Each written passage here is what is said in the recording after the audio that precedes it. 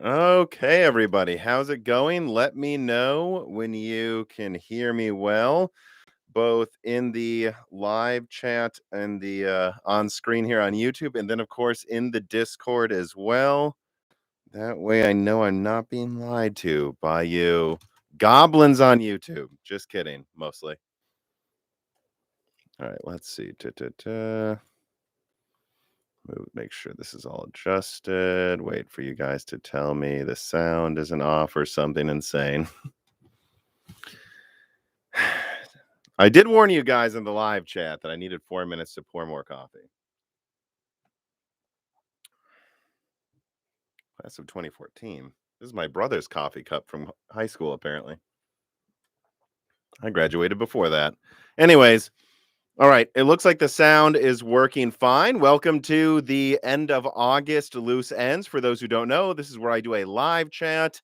I take questions from patrons for free ahead of time. So if you support Moore's Closet on Patreon, you get to submit free questions ahead of time. And then during the live chat, if you submit a tip, I'll get to your question.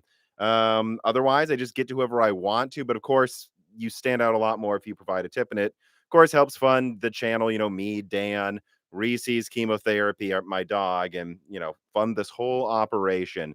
But there's the alarm that I had to start by then. As is customary, in just about every piece of content Moore's Law is Dead puts out these days, I have a leak to get to. There's just so much information I have that I don't think it can wait for me to do another video, because there's just only so many hours in the day, and I don't have time to do another video this weekend in between this live stream and the upcoming Broken Silicon with an anonymous Intel engineer, which you get to submit questions for the Intel engineer if you're a patron as well. So another plug for the Patreon. But all right, that's enough jumping around. Let me write down the timestamp for when I am getting to this. I have some updates for when Raptor Lake is launching and its overall competitiveness versus Zen 4. Now, last night, I put out a video that was the R5 7600X 7700X pricing analysis. Will Raptor Lake eat Ryzen 7000 was the title of the video. And that video was constructed by talking to a handful of sources, more than a few. But the overall consensus that I gathered after the August 29th Zen 4 revealing was basically that Zen 4 was a little bit better than Intel expected, but within expectations. But because of this, they were not so sure they really had major advantages anymore, and they weren't sure if they wanted to charge more money for Raptor Lake than Alder Lake. But anyways, after talking to more people today, I can confirm a few things. Number one, Raptor Lake launches October 22nd. That is almost, and there is a reason I was sure Raptor Lake was launching about a month after Zen 4 in the last video I put out. It's because I had some people telling me October 22nd for Raptor Lake, but I didn't have it confirmed by enough people to really double down on an exact date. But now I can, at least as of right now. Raptor Lake launches October 22nd. That is 2 weeks after AMD launches B650, which I was the person who leaked October 10th for B650. I can also tell you guys that I have more sources than before telling me that same date now. So again, basically, the summary is Zen 4 is launching September 27th, as I leaked, and again, other channels said other dates before the reveal. And then I guess, what is that? 2 weeks after Zen 4 launches, B650 launches with budget motherboards. From what I'm hearing, and you guys can write this down and share it, from what I'm hearing, B650 is priced generally around where Z690 is right now. Now, I want to clarify that a little bit. When I say that B650 costs what Z790 does, I believe that accounts for both standard B650 and B650 Extreme, meaning that you'll see B650 Extreme, as has already been leaked actually on this channel. You'll see B650 Extreme go between $200 to $300, a lot like existing Z690, but then there will be budget B650 boards below $200, approaching $120. So B650 through B650 Extreme basically occupies the $120 to $300 range. And then right about at that $300 range, I say around, because there will probably be a few of these motherboards below 300. That's when you're going to get to what's it called? X670, which will be about as expensive as the more expensive Z790 boards. I am hearing that Z790 boards will be a little bit more expensive than Z690 boards, but not overly, like add 20 to 40 bucks. That's going to be the cost of Z790. To be honest, from what I hear, Z790 doesn't really cost any more to make than Z690. It's just a way for Intel to try to account for inflation. And then, yeah. So again, Zen 4 September 27th, B650 October 10th, Raptor Lake October 22nd. And I guess this is the final thing here that you guys might want to hammer home if you're listening. From what I'm hearing, in the last video, I spent a lot of time talking about how Raptor Lake is basically going to be the exact same performance as Zen 4, and that's why pricing matters. Except that really, it's the same performance as Zen 4 at the top. At the bottom, Intel has better multi-threading performance, but it seems like AMD may have slightly better single-threading performance in the low end and mid-range. Yeah, Intel's going to charge more for Raptor Lake. I talked about how they weren't sure how much more they wanted to charge, but I can say with fair confidence now that the i5 is going to be between $300 to $350. And there's a reason in last night's video I was like, I know they want to charge $350 for the i5 because I knew that, but now I'm hearing from more sources in writing that it's closer to $350. So when people were very dismissive of the 7600X, I mean, there's a reason I talked about AMD not being stupid and they priced it where they thought they could price it. I'm not saying I would get a 7600X over an i5 13600K, but if the i5 really does hit 350, and remember, Intel could change their mind by then, but I'm pretty sure it's going to be at least 300 or more. If the i5 actually goes to the maximum I was heard they wanted to go to, which is 350, then I can see why AMD thinks they can get away with $300 for the 7600X.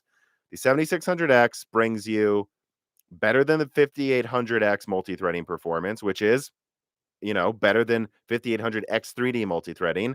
It seems to have gaming performance that's roughly as good as the 5800X 3D, and that used to sell for 450. So AMD's saying the performance that used to be 450, we now have something a little better for 300. Yes, the i5 has much better multi-threading performance than the 7600X, but it's not better at gaming. In fact, it might be worse at gaming, and it costs 15% more. That's going to be, well, actually, it would cost about 15% more. That would be the argument for why Intel thinks they can charge, or AMD thinks they can charge $300 for the 7600X. Again, I'm not saying I agree with it. I'm not saying I wouldn't buy the i5 over the R5. I probably would, although frankly, I'd probably buy something even better than that. If it's for professional work, like I don't know why I would get the minimum with the i5, but yeah, so that's what's going on. And then you can see why AMD thinks they can get away with $400 for the 7700X. The 7700X should beat the i5 in gaming a little bit, and it should also offer about the same multi-threading performance. But there's no little cores. It brings you similar multi-threading performance, maybe a little worse than the i5, but similar. And you never have to worry about it if an application uses little cores well or not. It just works. That's AMD's argument. They're like, we're better at gaming in the low end, which is what people buy these processors for in that price range. And at the end of the day, they're priced in between those products anyways. And then I think you go up the product stack, and I don't think AMD really has anything to worry about. I think the i9 13900K is going to cost between $600 and $750, and it's going to have roughly same gaming, same multi-threading as the 7950X. Don't get me wrong, in some apps, the 7950X will lose to the 13900K in multi-threading or single threading, but vice versa as well. There will be some games, I'm sure, where Zen 4 wins. So if they're around the same performance, AMD's argument is going to be ours is more efficient. Ours doesn't have to worry about little cores. You know that no matter the application, if your application can only make use of 12 cores, guess what? They're all using big cores. None of them are being thrown to little cores now. Like, that's going to be AMD's argument. And I think that i9 is going to be like 650 to 750 or something around there anyways. And then I look at the 7900X, and I think it has nothing to worry about. It kind of sounds like the i7. Intel wants to price it around 479 to 500. So AMD's like, we have better multi-threading than the i7 with the 7900X. We have better gaming performance. Yeah, we're going to charge 10% more. It's also more efficient. So at the end of the day, I think it's almost boring. I think it's almost boring how, or I don't know if it's boring or it's funny. It's just so interesting how close the performance of the top Zen 4 and Raptor Lake chip are going to be. everything I hear is that from both people at AMD and Intel is that they expect them to just trade blows at everything, which is so funny with how different their architectures are. But yeah, so I want to make sure I got through all of that. B650 still October 10th, should cost about as much as Z690. Z790 will cost more than Z690. And then 670 will be about the price of expensive Z790, and X670E is considered a pseudo HEDT by AMD.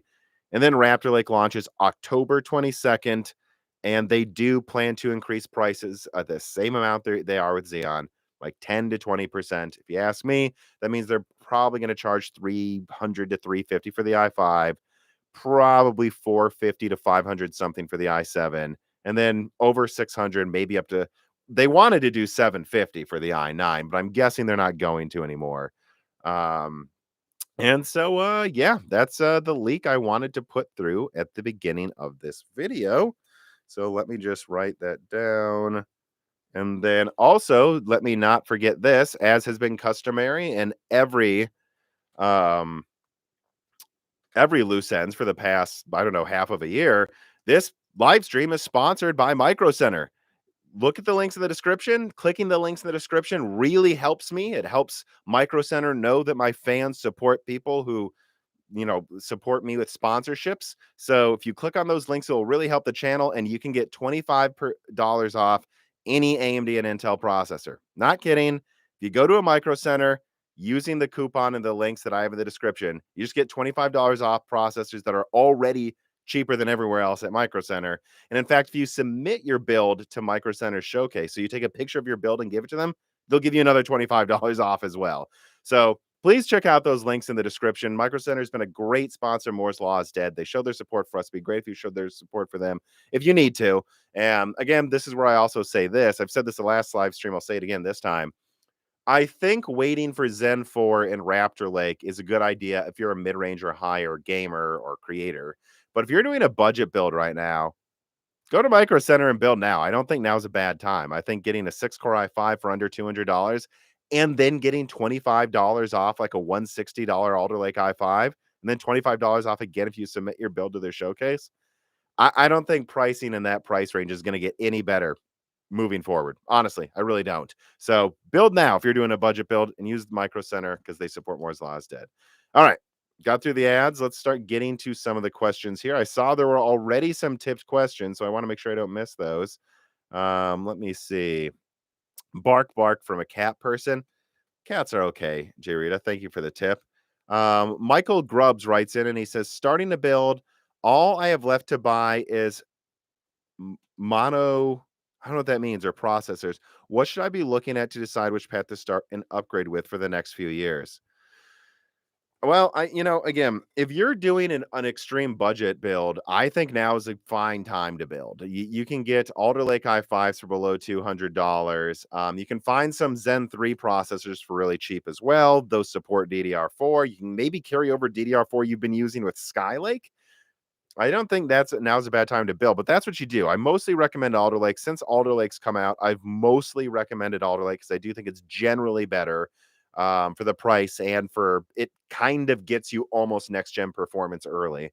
So I would go with that. And then I would just look for a good deal on like a 6600, 6700, or just other random stuff. Again, I've talked about how on EVGA's website, you can get an RTX 2060 for like, I think almost $200. That's not that bad. I mean, it's not great, but if you need to build now, there's that. On eBay, you can see 3090s go below $900. You can see 3080s go for below 600. If you can snag one of those deals, it's not a bad time to build. I mean, the 3080 is probably like 30% weaker than a 4070, but it's probably going to be about that much cheaper anyways, and you're getting it early. So that's what I think you should do. Otherwise, I don't know that it's going to be that. I don't know that there's that much to ask if you're waiting, right? That's my advice for budget builds. If you're waiting, I mean, AMD comes out first. So the question in 1 month, the question in less than a month is going to be, are you building? If you are, get Ryzen, like, because it's out. And then a month after that, Raptor Lake will launch, although I'm not convinced they'll have heavy volume until November, to be honest. And so then it's going to be basically, well, what's in stock? Is Intel in stock for below MSRP? Maybe get Raptor Lake. Is it not? Then I guess Zen 4 is your option. And I think things are just going to get slowly, it's going to depend on demand. It's a holiday season, so I think things will sell out. But then I think in quarter 1 is going to be a fantastic time to build. So again, if you need to build a budget build, now's not the worst time if you need it. If you can wait, things are always going to get cheaper. And I think quarter 1 and quarter 2 are going to be fantastic times to build. And it's just too early to be 100% sure what you should get in quarter 1. Like I talked about this in my video last night. If Intel launches Raptor Lake at the minimum pricing they were looking for, that is to say, let's say the i5's $300, same price as the 7600X. Let's say the i7's $450 and the i9's $600. If they do that, then well, I'd probably start recommending that most of the time to most people.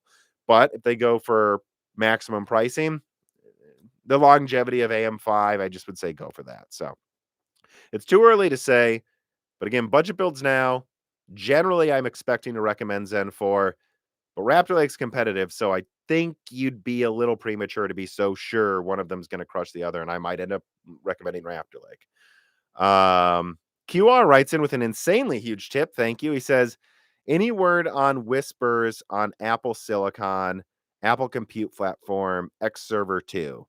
No, I always get Apple questions every live stream, and I sometimes feel like I just don't have um much to add over what I've already publicly said in a few videos. I mean, I expect I don't follow it as closely. Frankly, half of my Apple information doesn't even come from people that work with Apple. It comes with people competing with Apple. I'm saying AMD and Intel. And all I can say is they expect Apple to be very competitive and keep innovating at a similar rate to Intel and AMD. And at that point, that's all I have to say. So I would expect another decent leap next gen. I know that sounds like a cop out, but that's all I can say because no one thinks Apple won't be doing it. And I'd say I think Apple will have their own server chips within a year. So I'd say that as well. Leet Bongmaster writes, and it says, hi, Tom, love the podcast. Everyone should smash the like button. Well, I can't agree with that more. There's 750 of you watching and only 150 upvotes.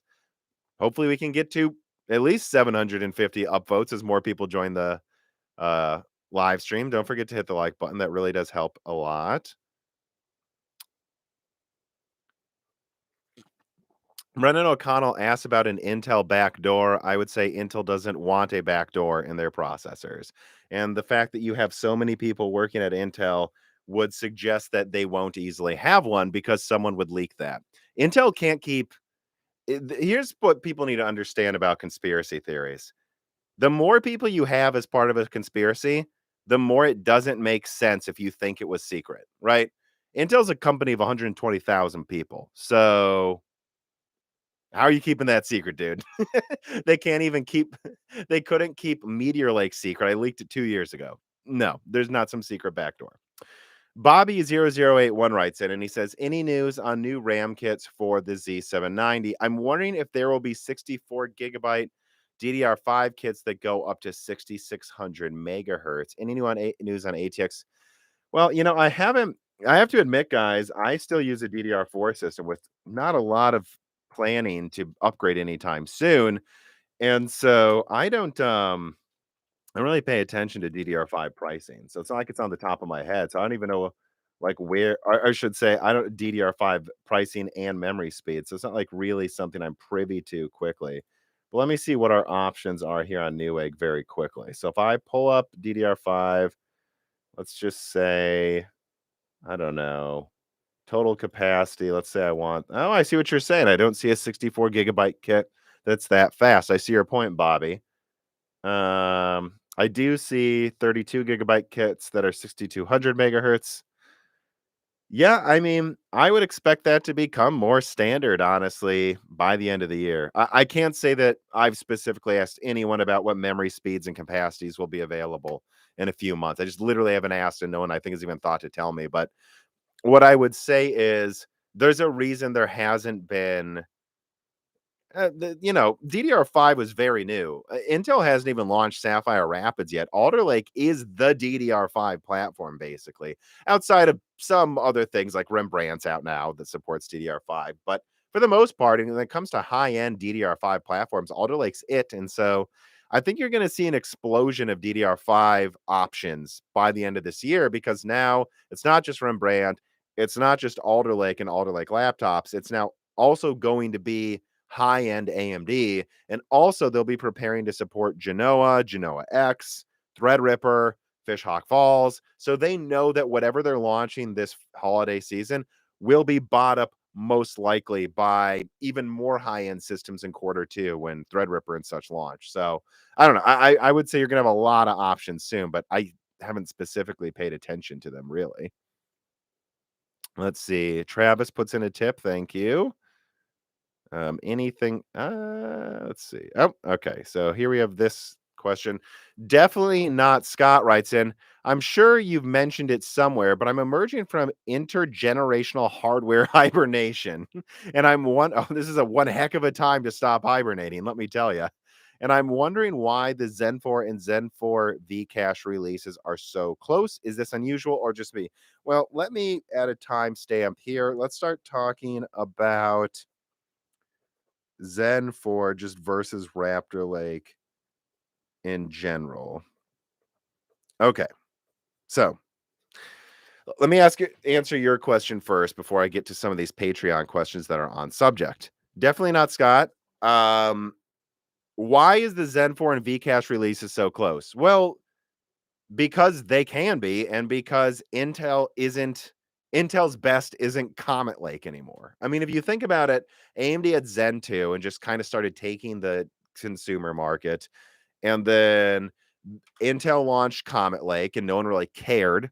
And then Intel launched Rocket Lake, and then AMD launched Zen 3 and it was just game over. And then Intel launched Rocket Lake, and just like Comet Lake, no one really cared. In fact, people cared about Rocket Lake less than Comet Lake. And then that's basically been it. AMD hasn't needed to rush out Zen 3. So Zen 3 with Vcache. So that's factor one. They just didn't need to rush it. Factor two is it really wasn't ready yet. My understanding is they got Vcache working in a mass manufacturable way with the yields they wanted. Basically, what would it have been, like end of 2020? So it was after Zen 3 had launched, like a few months after Zen 3 had launched, that they were like, we got it working. And then they had to make sure it was working, test it, and they showed it off mid 2021. But they had no pressure to launch it right away. And then by the time they launched, honestly, I think they really dragged their feet because they didn't need to launch to consumers, and because they knew because they didn't need to launch it to consumers, they could send all of the Vcache yields to Milan. That's not the case this time around. Vcache has been working the whole time, right? So they almost have no lag time, but it's still there. They launch Zen 4, then they make sure the Vcache models are working. So it was always going to come out after the non-Vcache models, but this time around, Intel's much more competitive than they were, and so they're being released close together. So it's coming out after the initial launch for a reason, but at the same time, they're going to launch it much closer because number one, they can, whereas they couldn't before. Literally, Zen 3D wasn't ready when Zen 3 launched. And now Intel's more competitive, so they need it. That's why. And remember, if you say it's unusual, I would say unusual compared to what? Zen 3, Zen 3D, that was one data point, one generation. This is only the second generation we're getting Vcache. I think with Zen 5, we could hypothetically see the Vcache models launch at the same time as the initial ones after they've had 2 gens of working with it. So I actually think that Zen 3 was the unusual release cadence. All right, let me see here. I think I'm getting a bunch more tips. Let me save that question. Well, Silence says, do you have any idea what Zen 4C means? Yeah, it's Zen 4 Cloud. All right, but let me get to some of these other on subject Patreon questions. Keep sending in the tips. I'll get to them, but I want to kind of go through the Zen 4 stuff now. So Chris Rich writes in and he says, it's been a while since AMD and Intel both launched new generations of CPUs at about the same time. In addition, it would not surprise me if the CPUs released this year turned out to be remarkably similar in pricing and performance. I think they're going to be very similar in pricing and performance. If prices and performance are close, do you think other aspects like motherboards and power consumption could become a bigger factor in purchasing decisions? To be clear, I'm only talking about products coming this year. I'm not talking about whatever they release next year. Okay, well, yeah.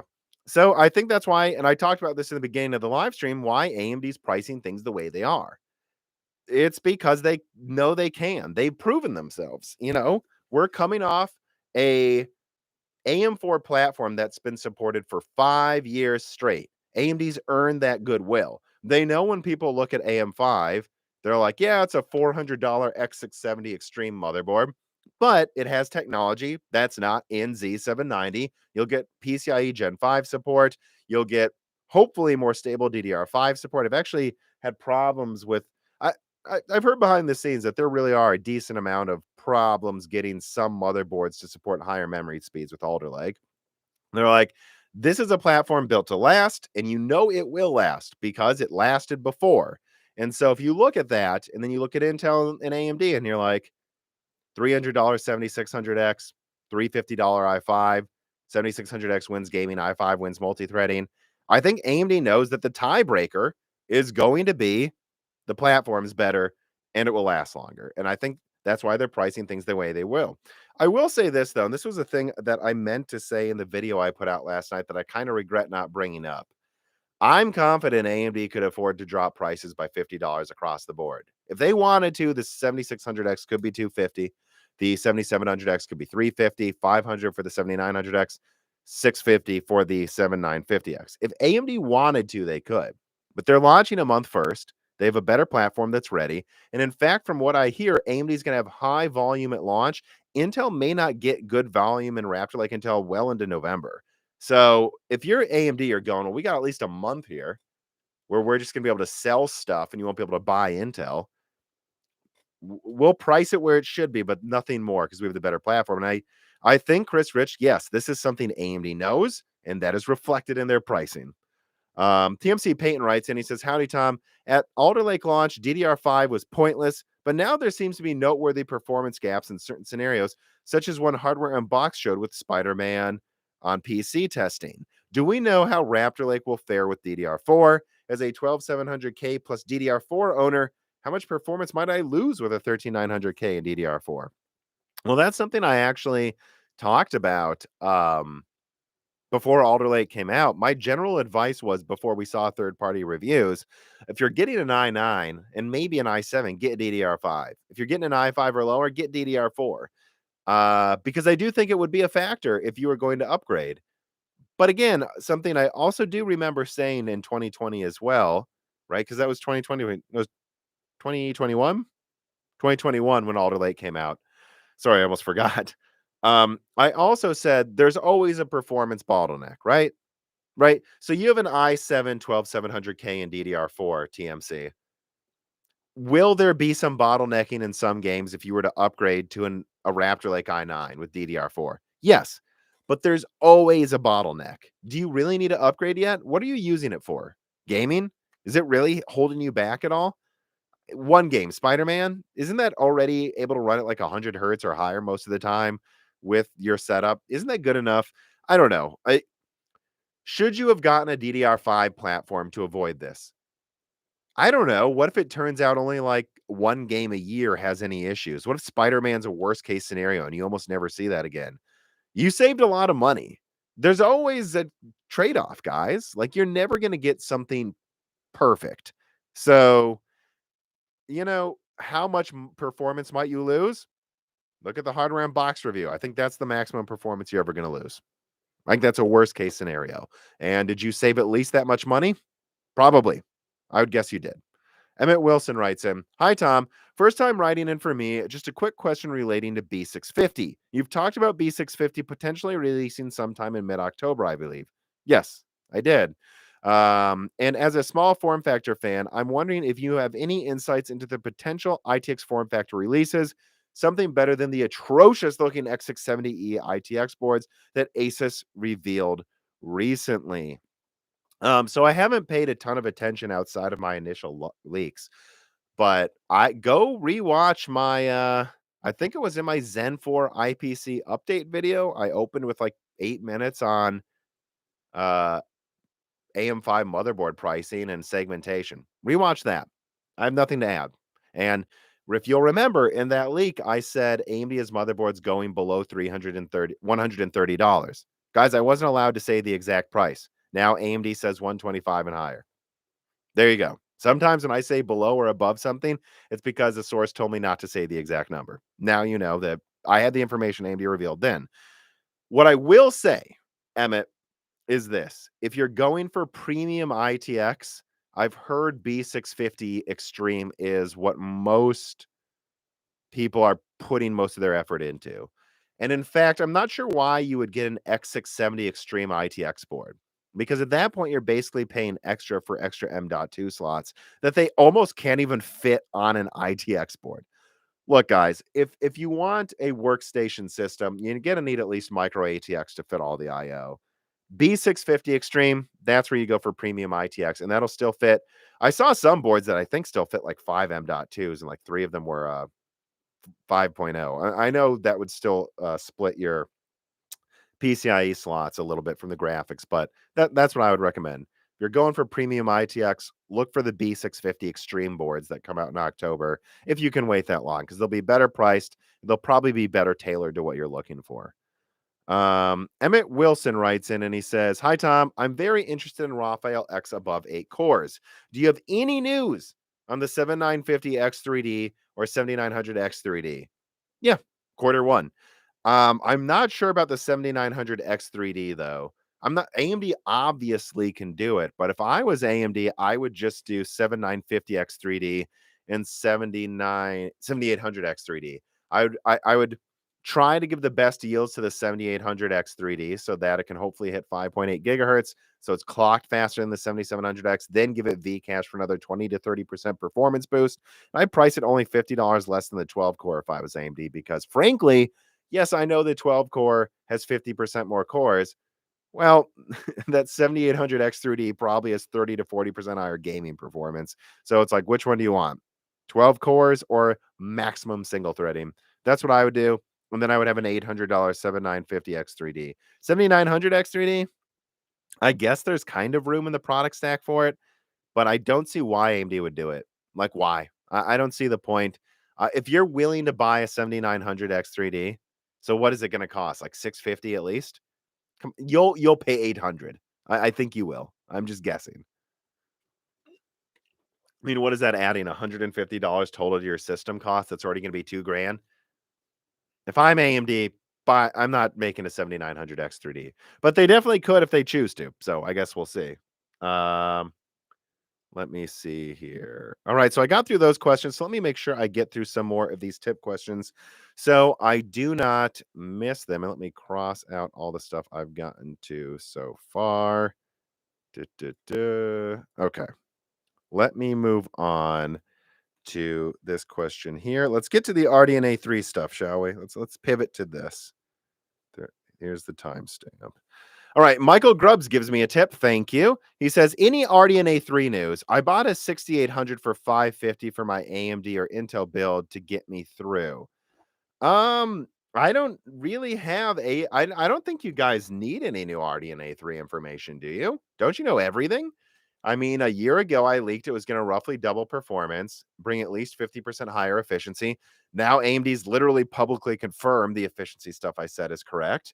And then on top of that, Angstronomics was the first one to leak the configuration stuff, which, over the course of a couple of weeks, I've been able to confirm almost everything Angstronomics said. The 384-bit one, the overall configuration. The only thing I haven't been able to confirm is die size, but we'll see. Night is still young. But do you guys really need to know the die size? You know the performance, you know the amount of RAM, Navi 31 launches this year, then Navi 33 to laptop, then Navi 32 to desktop and laptop. That's the release order, but it's Navi 31 this year. It's going to double performance with, well, probably using like, I don't know, 20 to 30% more energy. What else is there to know? I don't know, like, I don't think there's anything else for me to tell you. Yes, I'll probably do some big leak within, I don't know, a month or two that goes through the entire lineup, pricing, configuration, and launch dates. But I think it's launching in November, doubles performance. The 7900X, whatever the top model is going to be over 1,000. Whatever the 7800 XT is, I guess it's going to be 800. But AMD hasn't made that decision yet, and I think you know everything you need to know, already. That is my honest to God opinion. Let me see here. QR writes in with a huge tip again. He says, I hope you're part of the Patreon, man, because you can submit these free ahead of time. Although I'd certainly enjoy you providing tips to the channel. He goes, thanks. I hope your AMD contacts might ship me any lights on future Apple MPX development. The Ultra architecture looks interesting in that Apple might have discrete PCIe GPUs and two-tiered system RAM. Yeah, that's something I've thought about is when is someone like Apple or ARM or, someone else going to make a discrete graphics card besides AMD and Nvidia and allegedly Intel? Um, I don't know. I I think it would make sense if they did eventually, though. It's just I'm guessing it'll be much more restricted and segmented than what Intel's attempting out of the gate because they'll learn their lesson. They'll go, well, Intel didn't launch a lineup very well. Let's make sure we do one or two graphics cards well this gen, then try to make bigger ones. And frankly, with the complete control Apple has over their products, they probably only need to launch one graphics card anyways and segment that down.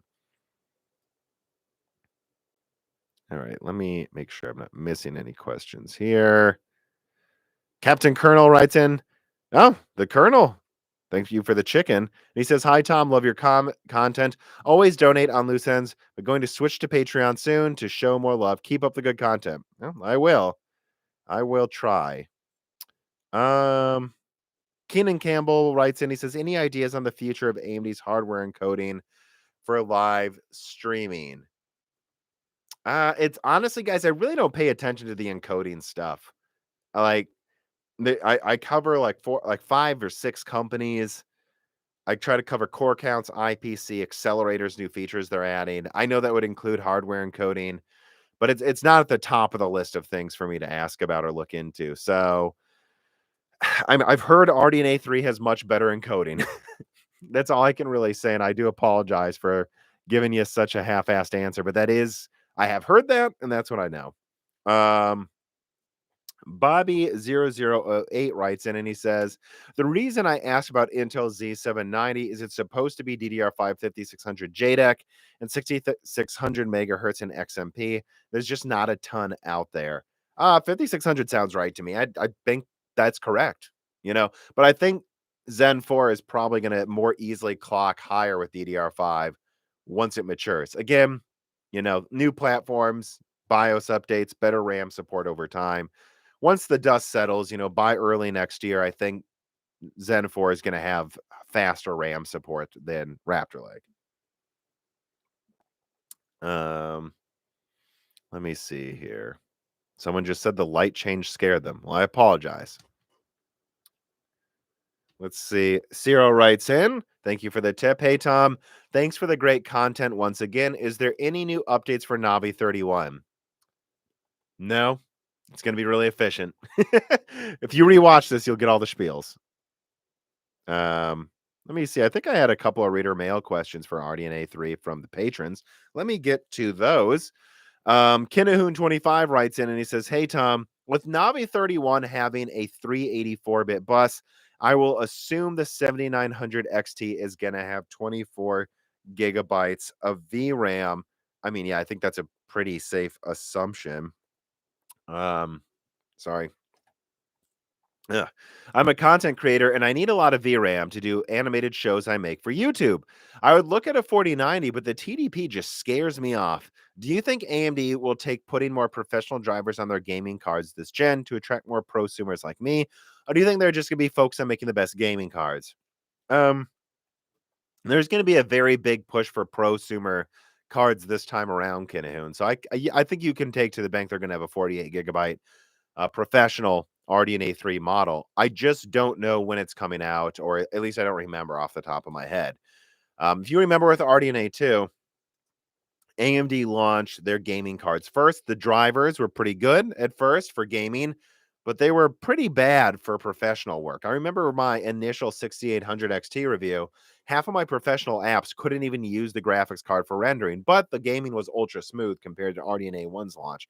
And so you could tell there was a real prioritization there where AMD's like, we're going to nail gaming first. then we're going to worry about the professional support. So what I know is they're going to try harder this time for the professional support, but I can't promise you it's going to be as good as Nvidia at day one. I think it's going to be closer though. So just keep your ear to the ground and be on the lookout. And I don't know what your budget is. It sounds like you're on a tighter budget, but I will be honest. If I was always doing professional rendering and I was making all of my income from it, and by that income I meant I was also making like at least middle class income, I would look for 86,000. From what I'm hearing about professional Lovelace, it's not going to be bad, right? Think about the A6000. I was incredibly impressed by that in my review. You know, the A6000 brought 3080 Ti, 6800 XT performance in 300 watts. It was more efficient than all of my RDNA 2 cards actually, because it beat my RDNA 2 cards a little bit at only 300 watts. I think 86,000, that is to say Lovelace professional cards, will use a bit more energy than the Ampere counterparts, but I don't think they're going to use more than 375 watts. I would expect 86,000 to come in with 48 gigabytes at about 320 to 375 watts. And that should be good enough, right? I think so. So I don't know what your budget is. I don't know if you can afford to spend $5,000 on a graphics card, but if you can, professional Nvidia is probably going to be the thing I still recommend to people that honestly have a big budget. All right. Johnny Tightlips writes in. I don't know if I like that name. Johnny says, you mentioned multiple times that desktop Navi 33 may not launch until 2023. Well, it's not going to. It won't. No. Wouldn't AMD want to capture the $400 to $500 market with its competition being discounted Ampere? Well, yeah, but the problem is it has real competition from discounted Ampere. And I'm actually kind of curious what the prices look like right now for discounted RDNA 2 cards. Right. So this RX 6700 10 gigabyte is still 370. What do we got here for the 6600? The RX 6600 is still being sold in bulk for 250. Yeah, 250 for a 6600. Look, guys, I think the 7600 XT is going to be at least like 50% better than a 6600 in performance. But I mean, if you think about the pricing, this is already just 250. So you're saying, is AMD eager to launch a $400 card that is about the same performance and pricing difference as a $250 card on the market now they're trying to get rid of? No.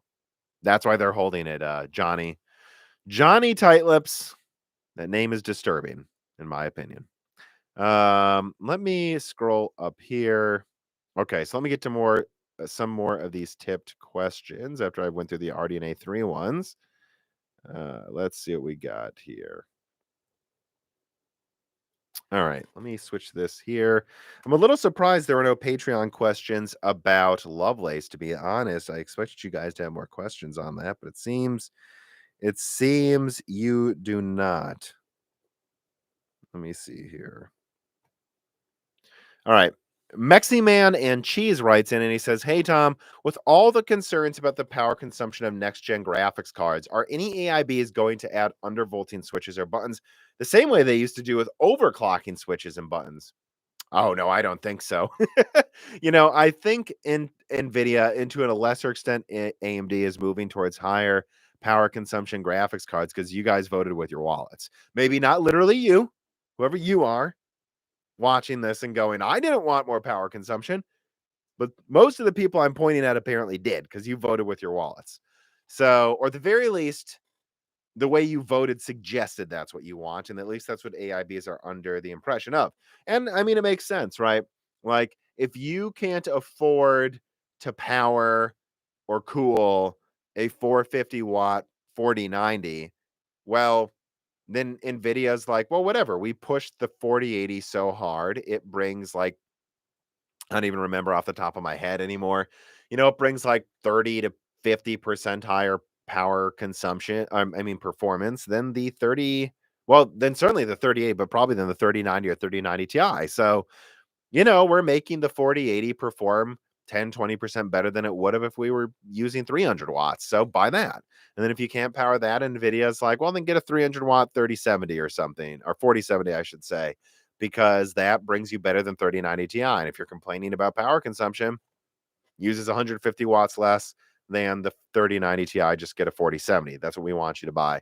So I don't think AIBs are going to adjust that. I think more likely what they would do is add an overclocking switch to the 4070 and the 4080 and say, well, if it's too much, buy the 4070.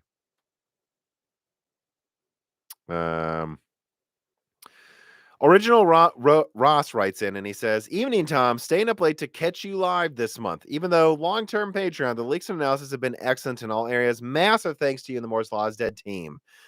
Thank you for the tip and the kind words, Original Ross. He goes on, let's see here. Buying AM5 and RDNA 3 to have smart access memory with both.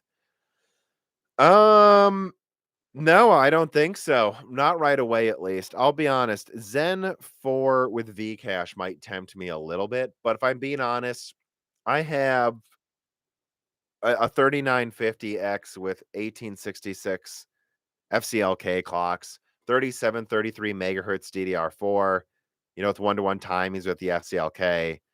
So my gaming performance is fine. I distinctly chose a 4K 120 hertz FreeSync / G-Sync monitor because I have no intention of pushing past 120 hertz for a while because some game engines, it's just wonky.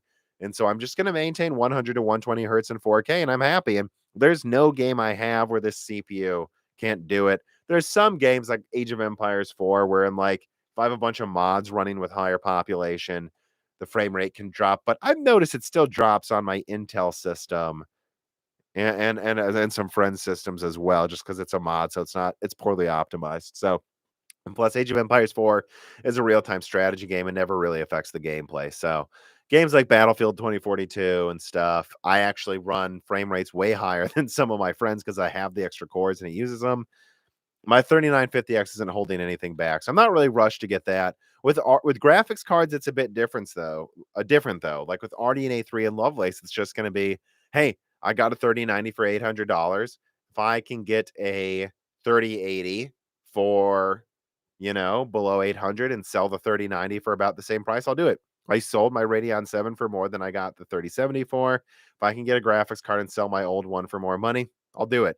And I might be able to because it has 24 gigabytes of RAM. I don't need 24. I would say I kind of need more than 8 gigabytes now, or I can use it, but I don't need 24. So I'd happily sell it for like a 4070 if the 4070 was stronger and used less energy, and it should be. But yeah, that's all I'm looking for. There's no desperation here to upgrade. And there really wasn't before. I was pretty happy with my Radeon 7, to be honest, guys. All right. The Flux Life writes him, and he says, "Do you think X670E will have better PCIe topologies? It's becoming rare to find boards that dedicate lanes to expansion slots versus a million M.2 slots." Huh. Yeah, I mean, I think there's some X670 boards. I think hasn't Asus X670 Extreme shown off? Haven't they shown off some pretty insane motherboards already? Like yeah, I mean, you see some Asus motherboards and Gigabyte ones. At least I've seen them with a bunch of slots. And I can pull it up. This is again old information, but there's no reason it should have changed. It's the basis for my where is it? I think the folder was called X670 update. Let me see here. Sorry for the dead air. Just looking to actually answer you guys some questions specifically. Do I have it? Where is it? There it is. Pulling this up from an AIB. I've just literally I have the pricing and the configurations of some motherboards that I was sent a month ago. So your question is, will there be more PCIe slots? So if I look at some of these extreme offerings, I won't say the AIB or the motherboard maker, of course, because I can't. But do we have a number of PCIe slots on here? Interesting. They don't even really list it anymore. And this, yeah, so I apologize. They list the number of M.2s, the support for PCIe on the PCIe slots for graphics cards. But it's interesting, they don't even seem to divide out how many PCIe slots they have in this spreadsheet. It just goes to show you how little they care. But looking at the configurations here, I can say there's still going to be some offerings with like 3 PCIe lanes. I think more and more often you're going to see companies call these the like Pro Art or Creator motherboards, like, and they're going to charge like $400 for them. But unfortunately, yeah, if you want it, it's going to be there. But that's generally going more and more and more for the more boutique prosumer price points, because at this point, gamers don't really need multiple PCIe lanes anymore. They need maybe one extra one for a sound card or something, but it seems like most motherboard manufacturers are saving those for the pseudo HEDT builders who have the extra money. So I guess that's my answer. Um, Bobby0081 writes in and he says, is there a world where Intel puts an Nvidia graphics tile? So let me put a timestamp here and start getting back to some Intel questions. I think now would be a good time to pivot to Intel questions. Sorry, let me take a drink of water before my voice gets entirely dried out. Okay. Pivoting back to more Intel questions. Bobby asks, is there a world where Intel puts an Nvidia graphics tile on 14th or 15th gen? Wouldn't Nvidia gain experience with tiles chiplets with this partnership as well? Well, it's an interesting question because Intel put an AMD Vega tile on one of their SoCs, which got horrible support. It's really actually kind of bullshit how horrible the support was from Intel on that. I had a very bad review for that laptop from HP, and I usually like HP these years, and I usually like AMD graphics, but man, the driver support was just so bad for that Intel AMD APU that I just couldn't. I gave it a horrible review and sent it back, paid the restocking fee. I'm like, I don't want this crap. This is terrible. I don't remember the name of it. That was the KB Lake G, I believe, SoC. So they've done it before with AMD, so it's not out of the realm of possibility. Would they do it with Nvidia? Yes, I think they would, but I don't think they're going to do that over the next few years. If they do that, it's because they basically canceled ARC, So that's what I think they would do. I can't say they would never do it, but I would not expect it over the next few years. I don't think I got an answer for this question here. Benjamin Oshley writes in and he says, hey, Tom, can you confirm or debunk the rumor that the 13600 will be a repurposed Alder Lake chip? It sounds ridiculous to me, but it would be concerning if true. I haven't I haven't looked into that. What I will say is that if it was, it wouldn't be that different. That's how I'll phrase my answer.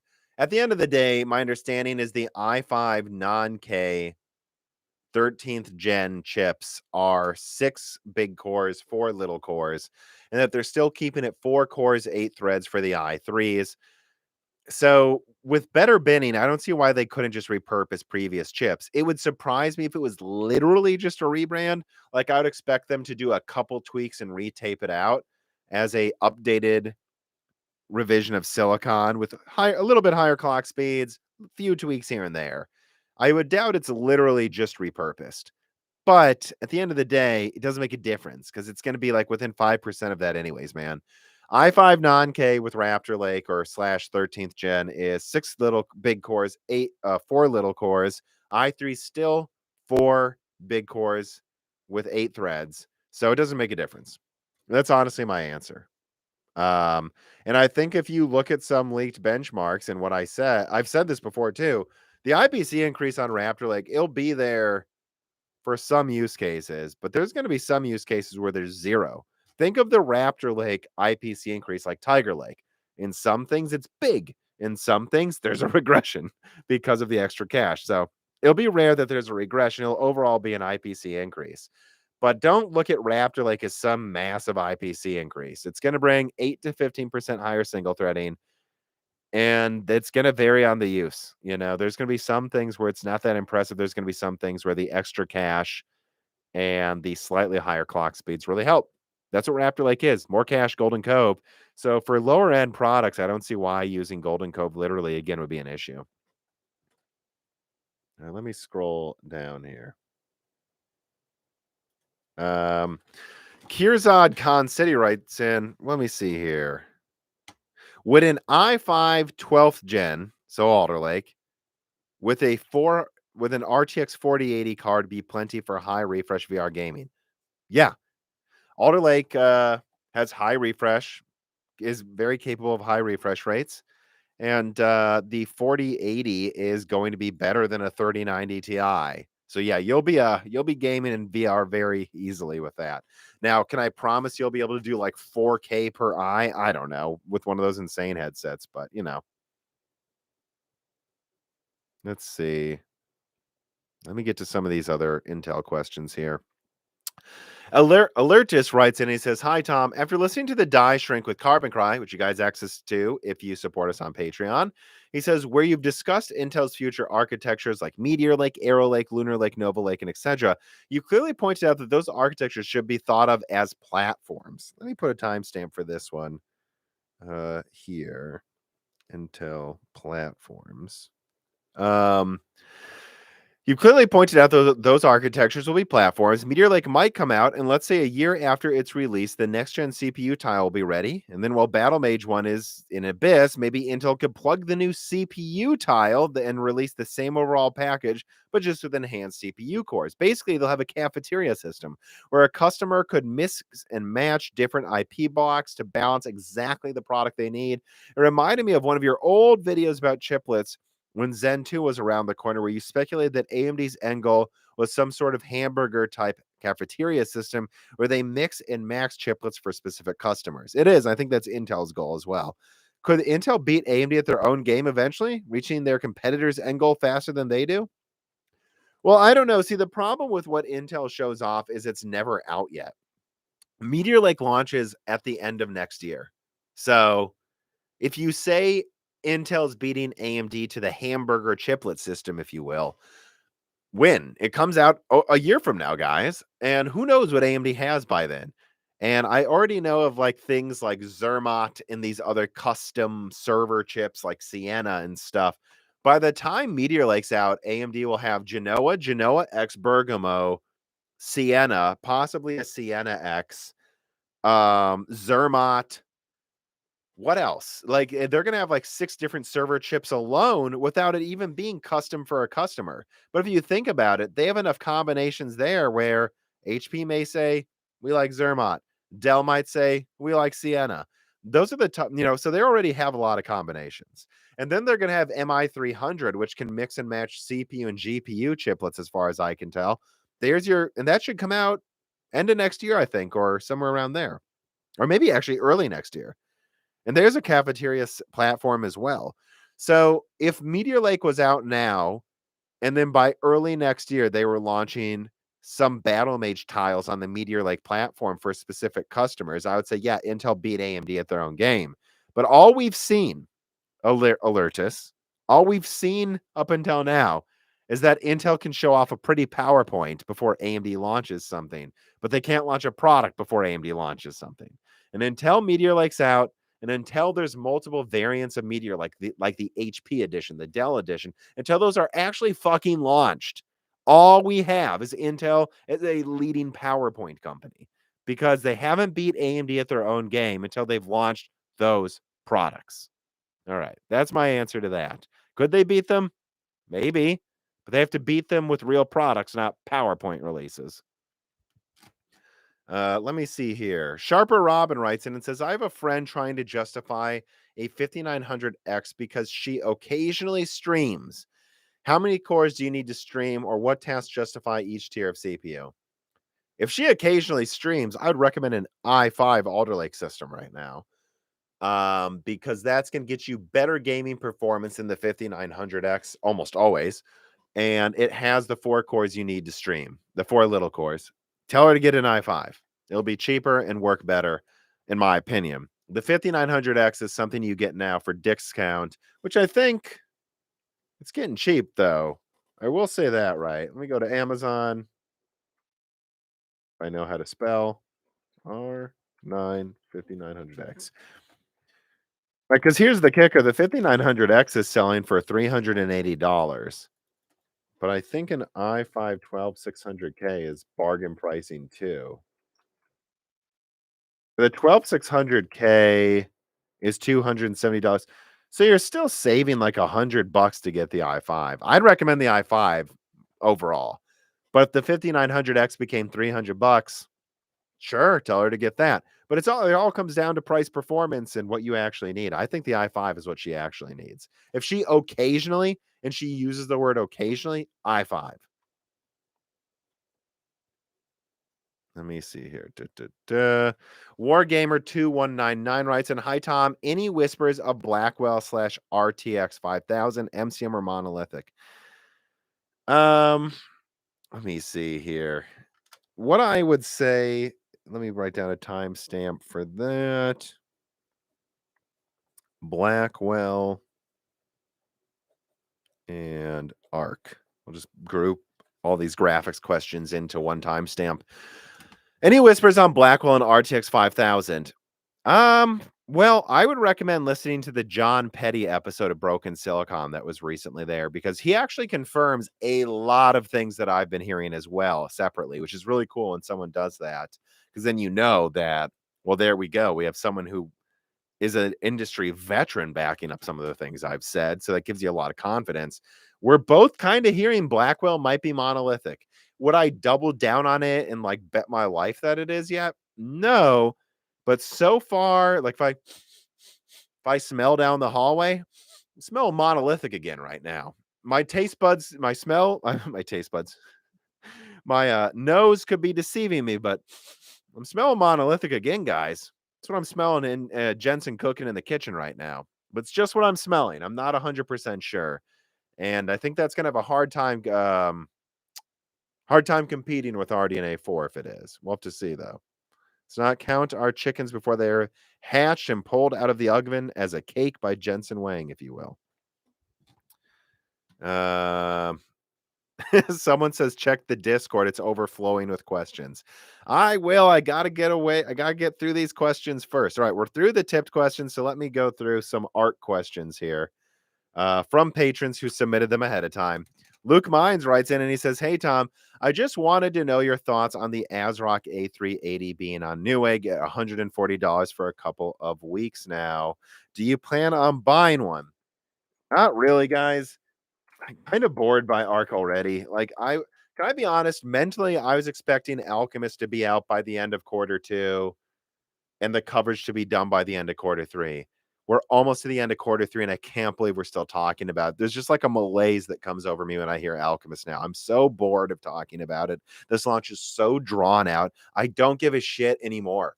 I almost don't care. Like, if it could launch and I'd be like, I don't care. I'm done talking about it, guys.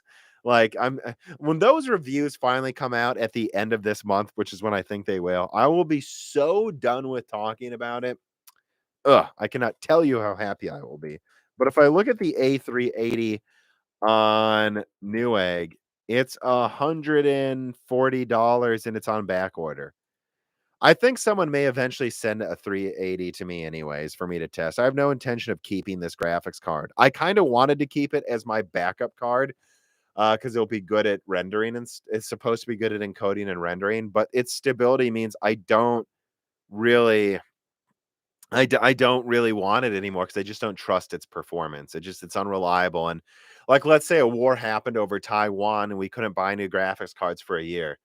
Yeah, I don't want my backup to be an Intel card. If that happened, I'll have a 2060 or a 3070 in a box somewhere as the backup. So, oh man, like, and honestly, yeah.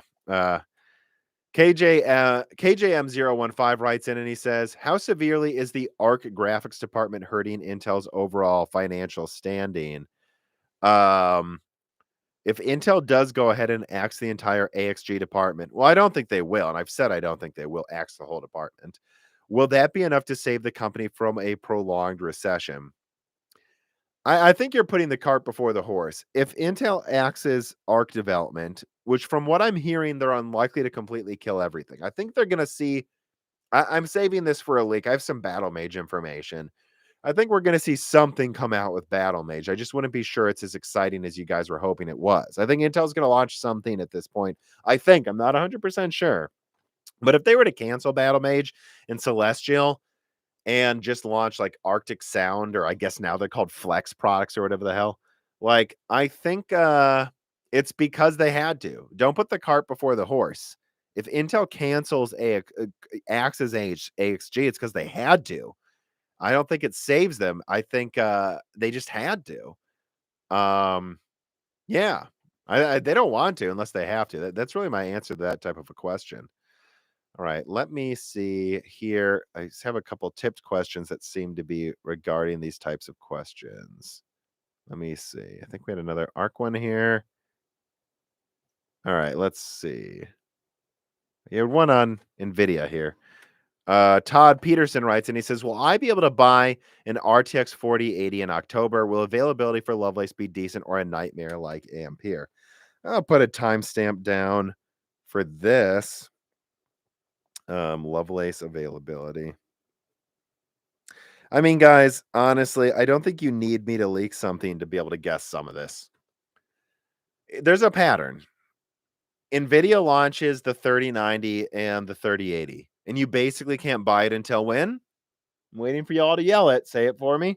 When AMD launches their stuff. And then Intel launches the 3060, and you can't buy it until when? AMD launches the RX 6600 XT.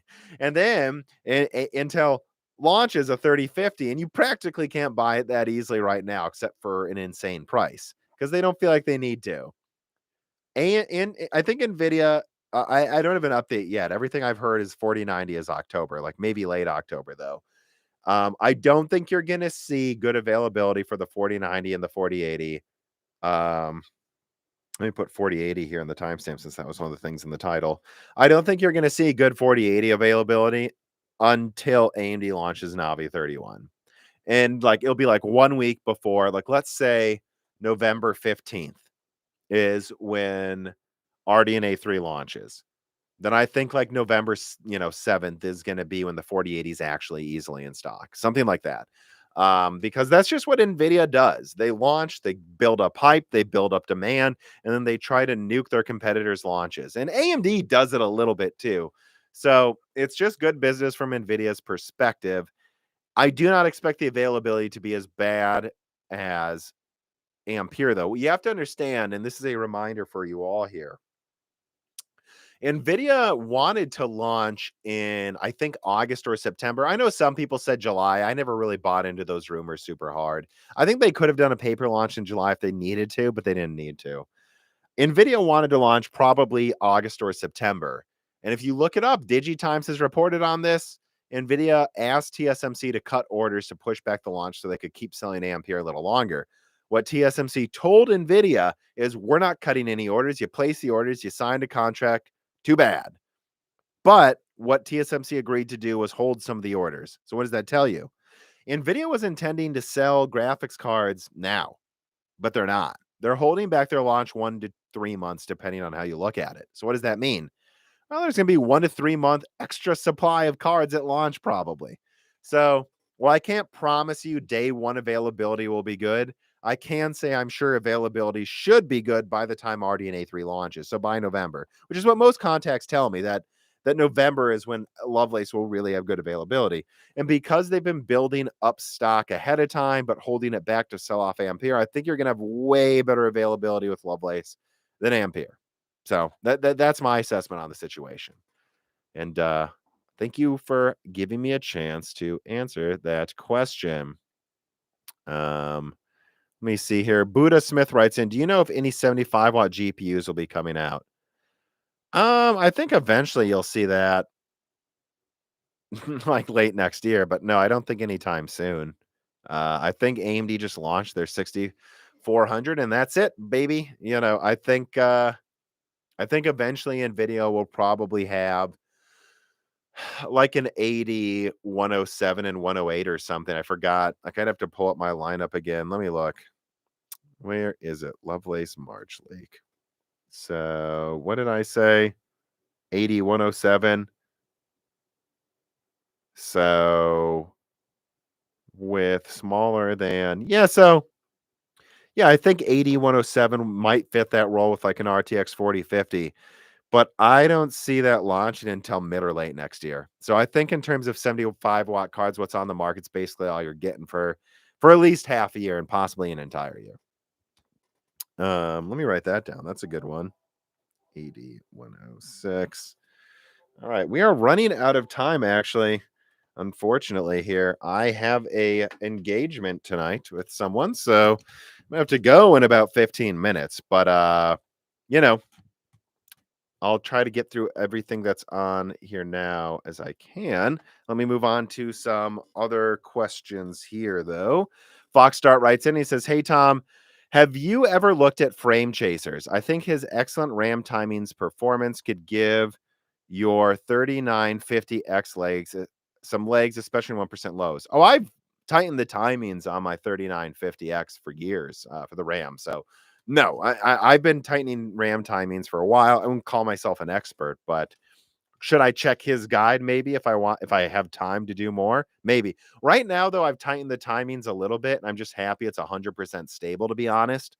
I mean, you have to understand, guys, I use my desktop for work, so RAM stability can be a real bitch. Like, you can it can be a problem. Like you can have stability issues with RAM where it takes a month to realize RAM was the issue. So if I have stability with the timings I have now, I'm unlikely to mess with it if there's any chance it could cause my system to randomly freeze while I'm exporting a video or something.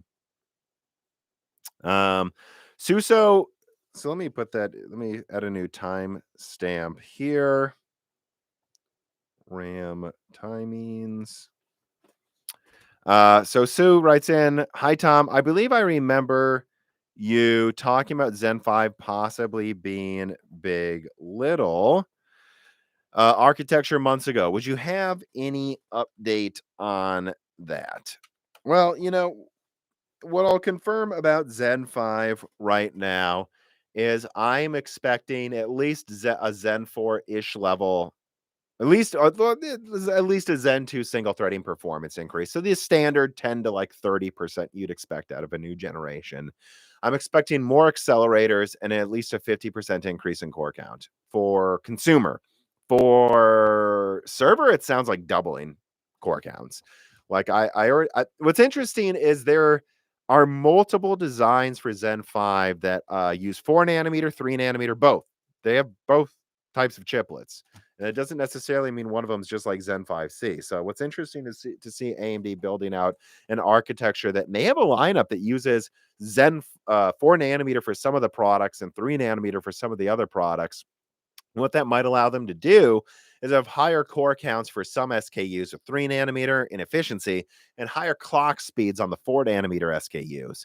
And I think they'll bring 50% higher core count. So I think what you're going to see out of Zen 5 is almost like a doubling in multi-threading performance on consumer and then another big increase in single threading. In terms of if it's big little or not, I'm not sure yet, actually. I've obviously heard about and leaked, or I think I was the first one to talk about Zen 4 dense being in a combination with Zen 5 potentially. But in terms of actual per SKU segmentation, I'm not ready to confirm anything yet. But again, I think I just told you everything. Zen 5 launches early 2024.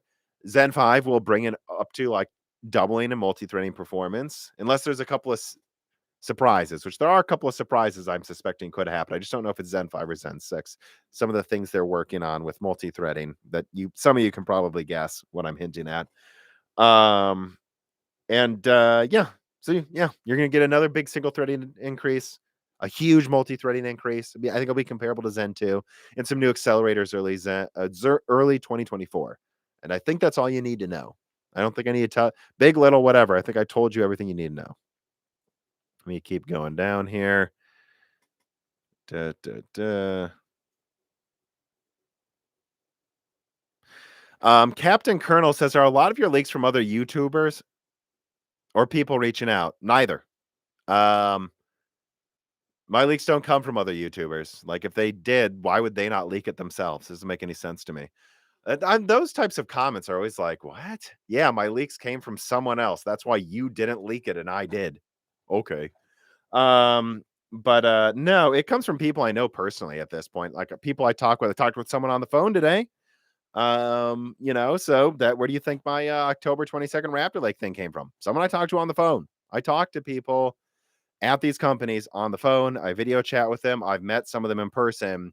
That's not how it always used to be at this channel, but that's how it is now because I don't see why I would risk it with random emails. There's only a handful of people that I text chat with exclusively anymore, and it's people that I've still known for a couple of years. So basically, my leaks come from people that work in the industry, and there are some YouTubers I talk to, of course, behind the scenes. So I won't say things don't ever come from some of that stuff, and we share stuff with each other, me and a few people, and it's like, hey, I can't leak this, but maybe you can, and it's safe for this information to come out, but it can't come from me. So there's some stuff like that, but I never make it clear when that happens because that could give people away. So that's where it comes from. Me actually talking to people at these companies 99% of the time.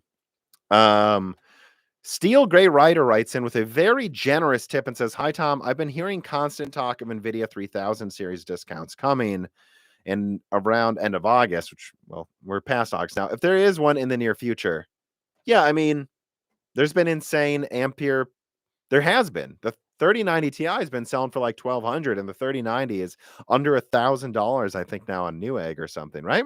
So, or at least I was sent a clip of a 3090 on Micro Center that's below 1,000. So I mean, there's already massive discounts. I just think you guys got to understand that GA 104, so 3070 Ti and such, those don't need to be discounted as soon. Although I actually think I might have an update from a source on that. I'm looking at no, from what I was told this week from a couple sources, Nvidia is successfully selling through GA 104 at the prices they're at. So, um which I think have they ever really gone down in price, which is kind of sad, but it makes sense, right? Like before a new generation, the 3090 Ti has to be liquidated because a $1,000 3090 Ti, even at $1,000, the 3090 Ti is a joke compared to like a $800 4080. So of course they did the stuff with that. But what is the 3070 selling for right now? My understanding is they're actually getting through 3070 stock successfully. So that's probably why you're seeing 4080 rumors pop up, huh? Remember, guys, told you, I told you guys a month ago that they might launch the 4080 this year, despite other people telling you no Lovelace would come out this year. And yeah, wow. So the 3070 is just selling for like 550 on Newegg. I don't know. I think used 3070s may be the way to go on that, but honestly, the 3070 just might not be the thing to get for price performance right now. Because from what I'm hearing, they have successfully they're successfully at least selling through the 3070 Ti and above. So I don't know about 3070. Um, it sounds like they're kind of getting rid of them well, though. Now, let me see. I know we have other tipped questions here. What is your current opinion on used 3000 cards affecting the new releases? Great. Fuck these AIBs. Great. I'm glad there's a bunch of used cards making it hard on Nvidia. I'm glad. Impatient Fire writes in, "Hey Tom, what do you think about the 4080 pick leaked? Do you think this confirms a launch this year?" Not necessarily. I mean, if you think about it, didn't we get the 4090 Ti pictures? If those are real, there's a chance they weren't. Don't picture. Let me write that down as a timestamp. Didn't we get 4090 Ti pictures 3 months ago? So technically, if we're getting 4080 pictures now, that could mean it's not launching until next year. I mean, we get these pictures well before they come out sometimes. But I leaked that I think the 4080 can come out this year. Does it confirm it will? Not until Nvidia's given final word, and based on what I'm hearing, they haven't. But I've told you guys that I think that it's more likely than not the 4080 launches this year, at least as a paper launch, to steal some of AMD's thunder. So I don't think it confirms anything until Nvidia confirms it, but I think that I've always been expecting it to come out this year, anyways.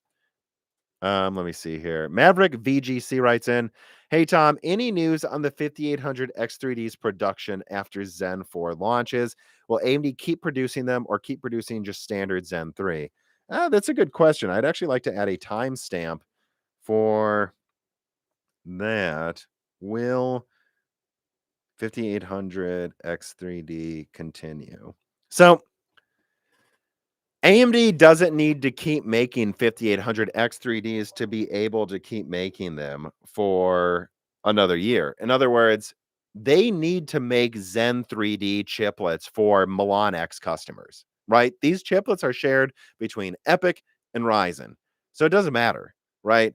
AMD could stop making 5800 X3D SKUs, but still have a stockpile of 12 nanometer IO dies and the packaging they need for it, and then just keep making Milan X for their customers, which they have to. They're under a contract to have a certain amount of Milan X chips on the side to provide to customers as replacements. So what does that mean? Well, if they decide customers are done buying Milan X and they have enough replacement parts stockpiled in a warehouse, they'll go use some of those chiplets. Don't package them into Milan X, package them into 5800 X3Ds, and they can just do a run of like $250 5800 X3Ds. Heck, who knows? Maybe they do a run of 5950 X3Ds that they sell for like $400 to just make AM4 people not upgrade to Raptor Lake if they have DDR4 still. So I think they can do that. I don't think it's about if they will, it's about if they choose to in a few months, because the fact that they have to keep supporting Milan X for years means they're going to be able to do that. And, remember, I leaked this, guys. I leaked that it seems like Zen 4 could possibly use Zen 3 IO dies, and Zen 3 then can possibly use Zen 4 IO dies. It's entirely plausible. I'm not confirming this, right? And from what I hear, it sounds like they're not going to do this yet. So don't write down that they're going to do this. Like, because from what I've heard, it sounds like they won't, but it seems like there may be compatibility to launch Zen 3 on AM5. Like, you could see a situation where AMD stops shipping Milan and Milan X and then goes, hey, for our budget chip, Zen X3D, we're just going to launch a $150 one to get rid of our old stockpiles to AM5. We know that Rembrandt supports DDR5. We know that the IO controller might be able to for Zen 3. All of these things are possible, and it's all a matter of if AMD wants to, which is what's so exciting. And why I think you might go, why it might explain to you why Zen 4 isn't a radical departure in architecture from Zen 3. It's possibly so that they know they can migrate old stuff to AM5 if they need to. Like Zen 4, with its similar design to Zen 3, might be like a bridge so that they can just relaunch old crap on AM5 if they need to get rid of stuff for the low end. Lucas Dumont writes in, thank you for the tip. And then David Sebastian writes in. He says, hey, Tom, question. I play an RTS game, RimWorld, that unfortunately only utilizes one core. Yeah, it happens all the time. Would a higher core clock 7950X or Zen 4 3 X3D work better? Yeah, and I mean, technically the best gaming chip's probably going to be the 7950 X3D next year, but get the 7800 X3D. That's the one that will probably get like double your frame rates in that RTS. That's what I would wait for if I were you and you're still okay with the performance right now. All right, we're through those tipped questions. All right, got to get through the rest of these other questions, and then I actually need to check my texts here. Uh,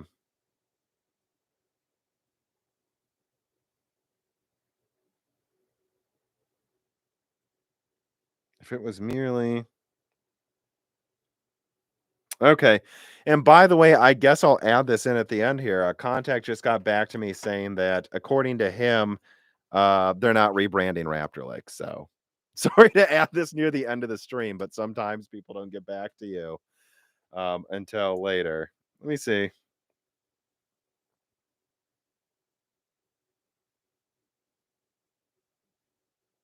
Just ask for an extra clarification there, but I wish I would have had that answer sooner.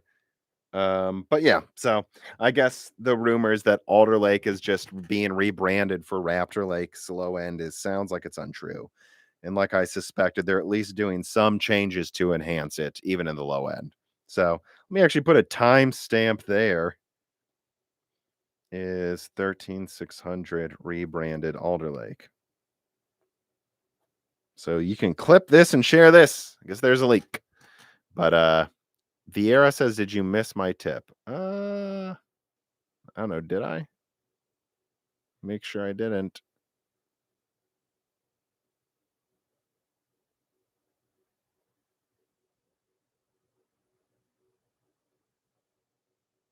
Sorry for the dead air. I'm trying to see if I missed someone's question. I don't know. I don't see it, Fiera. It's not popping up on my screen. I gotta get through the rest of these questions. I gotta get out of here in 5 minutes. Falto writes in and he says, I wanted to mention something interesting. Sony has raised PS5 pricing in the USA indirectly. Essentially, it seems like they're only mostly restocking Horizon bundles instead of the base PS5. So consumers are forced to pay more whether they want that game or not. Huh. Yeah, I don't know, Falto. That's not something I paid attention to. I will say the best deals I've seen on PS5s, and the most often times I've seen them in stock, um, are the Horizon edition. So, I don't know. That's something I haven't noticed, but I don't believe that one's a ripoff, though, right? PS5 Horizon edition. Not wrong. 550. So they're selling it for 550. So they're giving you a $20 discount kind of on the game, although I bet you can already get it for less than 70 bucks new. And that is a game that lets you upgrade the other version too. So they're basically giving you $10 off with the PS4 prices, which transitions to PS5, I think. So, yeah, I don't know. I mean, it's a popular game. They're still giving it for cheaper than the game by itself. But yeah, it kind of seems like they might be doing that, Fault. So I have not noticed that. I can somewhat back that up. But I wouldn't be ready to do a video or anything on it until I double checked everything myself with a couple contacts. But it seems like you might be onto something. Joaquin Hagan writes in and he says, Tom, with the oversupply of GPUs, what is the opportunity for Intel to just buy cards from Nvidia and launch them with an Intel sticker? Wouldn't that be smarter? That's a joke question, Joaquin, but Joaquin Hagan. But yes, that's funny. I'm gonna actually skip the rest of this because we're running out of time. Otiv Kurtz writes in and he says, Hey, Tom, you've recently upgraded your GPU from a 3070 to a 3090. Any plans on upgrading from AM4 to AM5? Personally, I'm on Zen 3, and I think I'm going to skip Zen 4 and wait for Zen 5 or Zen 5 Plus if Zen 5 Plus is a thing. It could be. I'm not sure, though. He says DDR5 is currently still too expensive over DDR4 for what I want, and AM5 may or may not have some early adopter pains. Um, yeah, I mean, I'm kind of in the same boat, you know. I just don't feel a rush to upgrade is what it really comes down to. So again, especially because I use my like workstation for work. So if I upgrade, it's going to be out of commission for a few days. What if I get a big leak? Then I have to do it on my laptop. It sucks. I only want to upgrade when it's really worth the time because time's money for here, you know. Alex writes in, with all your sources, as you're mostly always right. Well, some people disagree with you, but I appreciate you saying I am. Do you ever feel any excitement or anticipation for these announcements? Or does Moore's Law Z take the buzz out of it a bit? I will admit some of these announcements are a lot less fun because I leak things ahead of time. Frankly, half the time it's just me going, oh, I hope I'm not wrong about something. Even though I'm usually pretty confident, it's still like, But I was excited for the Zen 4 one because I was expecting it to outperform most people's expectations, and it did. So, yeah, I mean, no, I still get excited for some of these, and I have to admit, I'm going to be excited for RDNA 3, even though I'd say we basically know everything about RDNA 3. I still feel like there could be some tricks up AMD's sleeve that we haven't seen yet.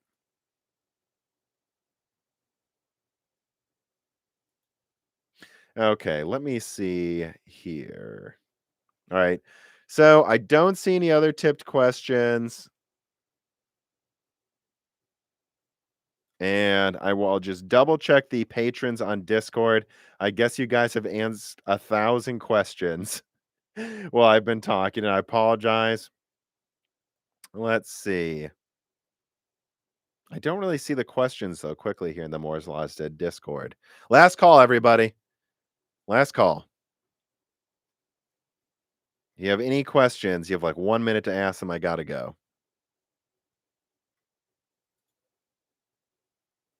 Let's see.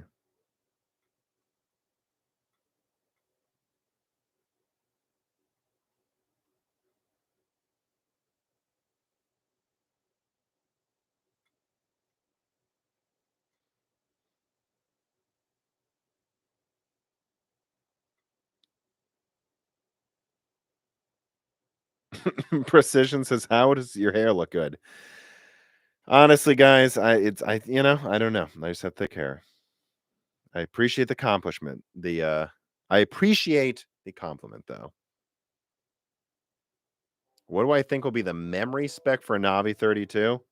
What do you mean by that, DB?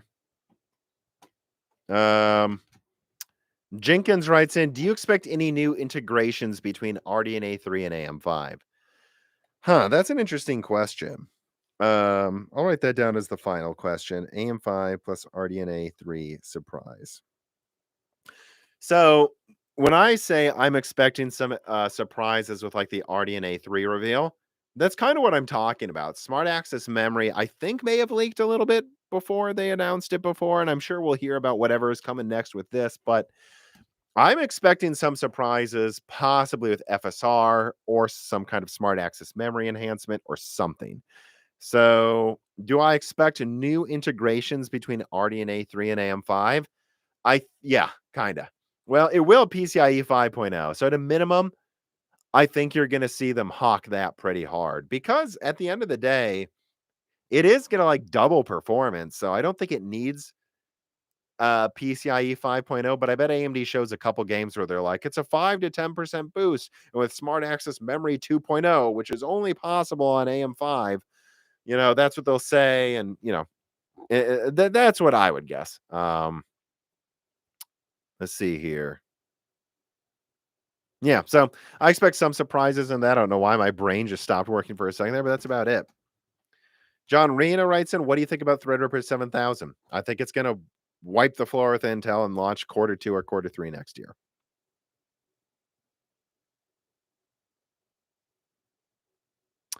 All right, guys, that's it. I got to go. I've got to get somewhere. And this is going to do it for the live stream. So remember, hit the like button. Adrian says, will next gen cards have a hash limiter? Doubt it.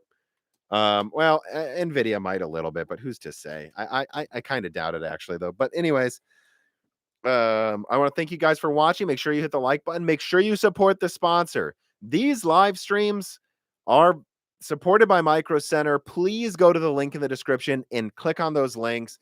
Check out their page. Even just clicking on the link and showing you that you look at the sponsor's page helps the channel a lot. And of course, if you're building a new build, especially if you're doing a budget build now, you could get like a $160 Alder Lake i5, then get $25 off at Micro Center with one of the links in the description. And then if you submit your build in a picture to them, get another $25 off. I think you would also get $20 off if you buy a motherboard with it. So it's getting to the point where you can almost get an i5 for free if you use the links in the description with Micro Center. Remember to support the Moore's Laws that sponsors too, whether it's Vite Ramen, Micro Center, and everyone else. And that's going to do it. Hit the like button, subscribe to the channel. Remember, you could have asked questions for free at the Patreon. And and there's an anonymous Intel engineer coming on as the next Broken Silicon guest. You can ask questions of him on the Patreon right now if you become a patron. All right. Thanks for watching, everybody.